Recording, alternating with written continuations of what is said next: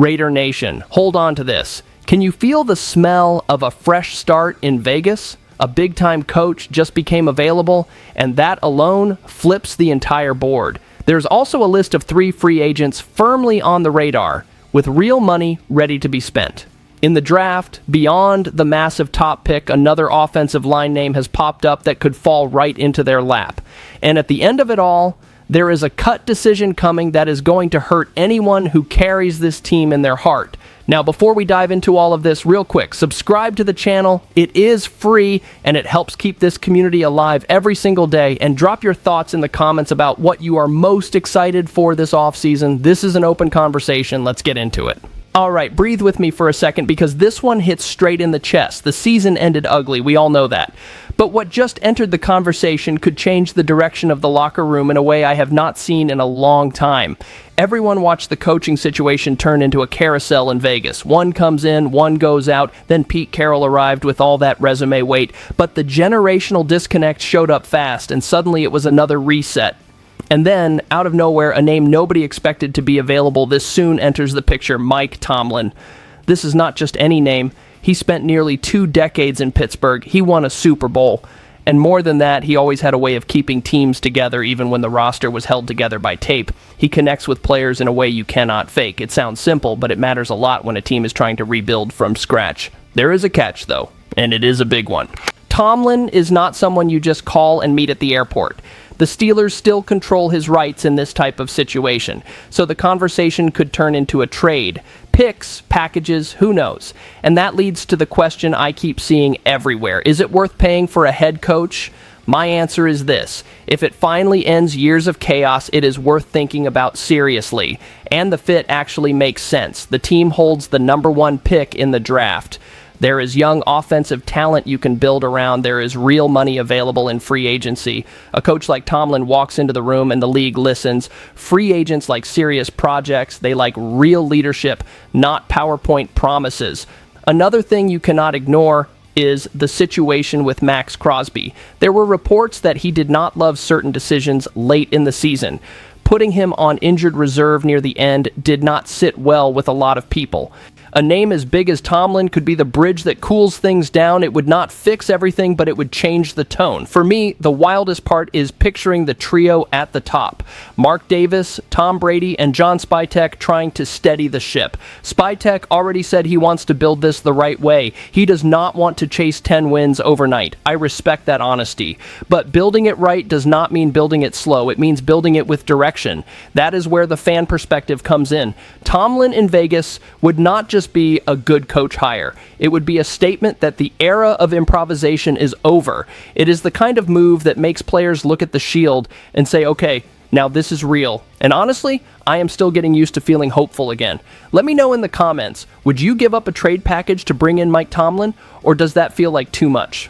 And stick with me, because the next story pulls straight into the list of names who could arrive with all that money. Look at how fast the conversation changes when there is cap space in a season like this to fix. The team won only 3 games, so there is no pretending this is just about tweaking a few details. There are holes everywhere. The offensive line struggled, the secondary took a beating, and now with money available comes the fun and dangerous part, deciding who is worth the check. I looked at the cap space and had to blink twice. First up is a name that has been floating around. A lot of people would love to see him in Vegas. Not a rookie, not a cheap gamble, a real star, George Pickens. He exploded in production and embarrassed defenses on contested catches. He wins in the air, he wins with physicality, and he turns short passes into violent yardage. The issue is not talent. The issue is convincing him to buy into a rebuild. That matters. Anyone who signs here has to believe in what is coming next. That is where the rookie quarterback plan comes in. If the team really uses the top pick on Fernando Mendoza, Pickens instantly becomes the kind of target that makes life easier from day one. Put Pickens on one side, put Brock Bowers inside, put Ashton Jeanty in the backfield. Suddenly it looks like a real offense. Not that weekly struggle we just lived through. The market, though, is brutal. If the Dallas Cowboys do not want to let him go, it turns into a fight. And even if he hits the market, the contract will be heavy. There is also the temperament factor. Pickens plays with fire. I like that, but it takes a strong locker room to handle it. The second idea is more about heart than hype. There is a veteran a lot of people still respect deeply. He could finish where it all started, Khalil Mack. If he does not retire, he can still bring pressure even as the body pushes back. He would not fix the defense by himself. Max Crosby would still carry the load. But the impact and leadership would be real, and seeing him close it out with the shield would feel right. Then there is the one-year gamble to try to save the line. Evan Neal is frustrating to even talk about because the talent was always there. But he became a bust with the Giants, battled injuries, and disappeared. Still, look at the state of the offensive line. It was so bad that taking a short, cheap deal makes sense.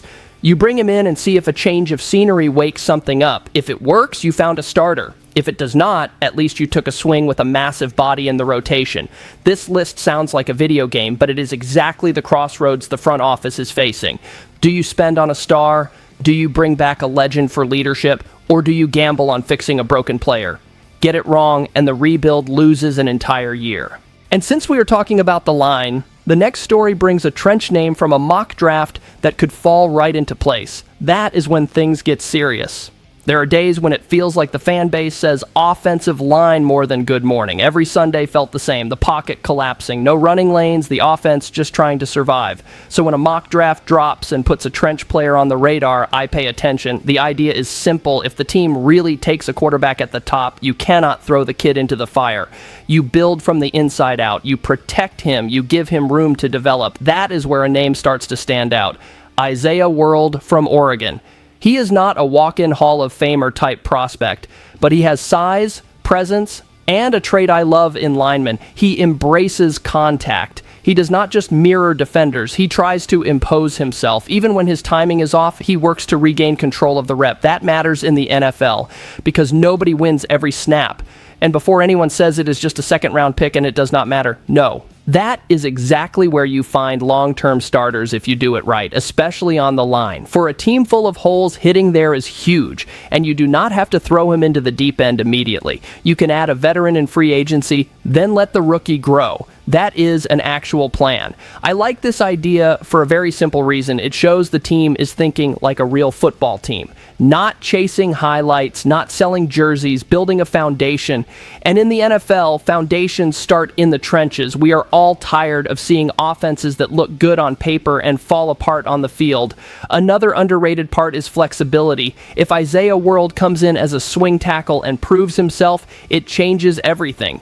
You are not hostage to one starter. You can adjust protection. You can hide weaknesses. That changes games and play calling more than people realize.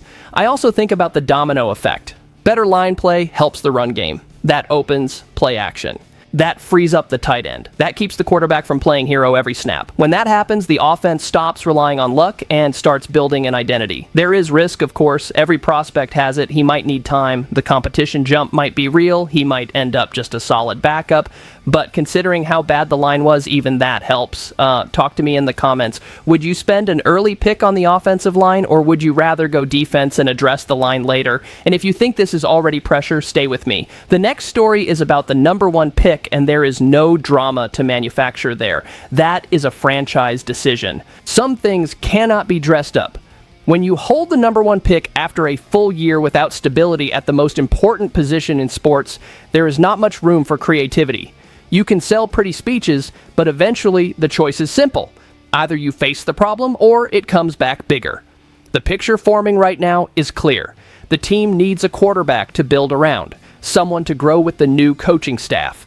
And the name gaining the most momentum is Fernando Mendoza from Indiana. What stands out is not just his size or arm strength, it is how he plays. He stays calm. He reads the field with patience. He does not panic when pressure shows up. That matters for a team starting over because there will be ugly games and mistakes. That is when you find out who can handle it. I am being very clear here. I do not want to hear talk about trading down just to collect picks. We have all seen that movie fail too many times. When you believe in the quarterback, you take him. You live with the pressure. And you build around him. Avoiding the decision usually costs more in the long run. This pick is bigger than the player himself. It sends a message. It shows the team stopped kicking the can down the road. It tells the locker room there is direction, and it tells Raiders fans that someone finally grabbed the wheel. The pressure will be massive. Being the first pick is never light. That is why the support structure matters so much. Offensive line, run game, clear plan, leave him alone out there, and you are not rebuilding, you are burning an asset. Another thing people overlook is the league-wide effect. A quarterback taken at the top changes how free agents view the franchise. Doors open that were closed before. It does not fix everything, but it helps. And I will say this straight, Geno Smith can serve as a bridge if needed, but a bridge is not a home. The home has to be the rookie. The job of the organization is to create an environment where he can make mistakes, learn, and grow without becoming a weekly target. And keep this in mind because the next story leaves the field and goes straight into the cold business side. Cuts are coming, and there is a name that will split opinions. This is the part nobody enjoys, but everyone knows it is coming. A real rebuild is not just about adding new faces. It is about cutting where it hurts. It means looking at contracts, production, and future value. Then you make cold decisions. After a 3-14 season, there is no avoiding it. Heads will roll, even with plenty of people wanting to hold on to familiar names. There is already a clear list of candidates. First up is Isaiah Pola-Mao. Talented, young, with flashes that make you think he can still turn into something. But the season also showed issues you cannot ignore, and when you pair that with his contract, the math changes. The savings are real. The team has to ask whether that money works better bringing in someone more ready or fixing another hole. That is the NFL without emotion. The second name is on the offensive line, and you can already hear fans sighing. Alex Kappa was brought in as a veteran stabilizer, but the year was rough. Not all of it was on him. The entire line struggled. Still, if the plan is a true overhaul, someone has to go, and his contract creates real flexibility if he is cut. That makes it hard to justify keeping him just for experience. The name that hits people the hardest comes last, not just because of performance, but because of what it represents. Geno Smith arrived on a heavy contract, and the season turned into a nightmare.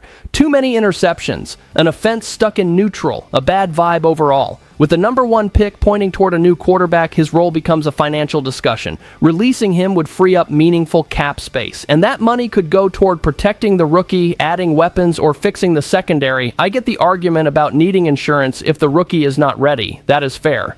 But the core issue is this. A serious rebuild means stopping the habit of paying premium money for solutions that do not solve anything. A bridge is a bridge, and sometimes the most expensive bridge is the one blocking the road. What I appreciate most about this conversation is what it says about the front office mindset. John Spytek talked about constant, meticulous improvement. That sounds nice, but it has to show up in actions. Cutting players is not disrespect. It is project management. Do it right, and you open space for players who fit what you are trying to build. I know it is heavy. There will be arguments everywhere. Some will defend Geno. Others will say it is too early to move on from Pola-Mao. Some will think Kappa became the scapegoat. That is normal. That is part of living with this team. Sit with that feeling, because all of it together leads to a bigger read on where the Raiders truly are, and that is when the conversation shifts. Here is what keeps running through my head after putting all of this together. This is not just about who the coach will be or which free agents arrive. It is about identity and direction. Seasons like this expose who is here for the shield and who is just filling space. On one side, there's the possibility of bringing in someone like Mike Tomlin. He commands instant respect and changes the energy in the room. On the other, there is enough money to reshape the offense with a star like George Pickens, or you can add leadership with a return from Khalil Mack, add the draft to that, Fernando Mendoza as the face of the restart, a trench piece like Isaiah World to keep him from becoming an easy target. Put it all together, and for the first time in a while, it looks like a real plan. But the part nobody posts in highlights is the cuts. Pola-Mao, Kappa, Geno Smith. That is the team saying the comfort zone is over. If the front office has the nerve to follow through, I think the tone changes as soon as training camp opens. Not in immediate wins, but in standards, posture, and accountability. I will put it out there without hesitation. 2026 will be the year that fans who lives and breathes Raiders football find out if this rebuild is real or just another empty promise.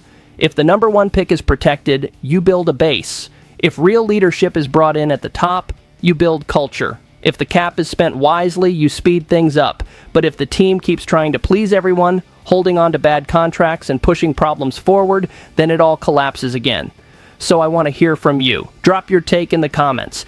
This space belongs to everyone who lives and breathes Raiders football. What comes first for you? Locking in the right head coach, spending big on offensive weapons, or wiping the slate clean and starting over without hesitation?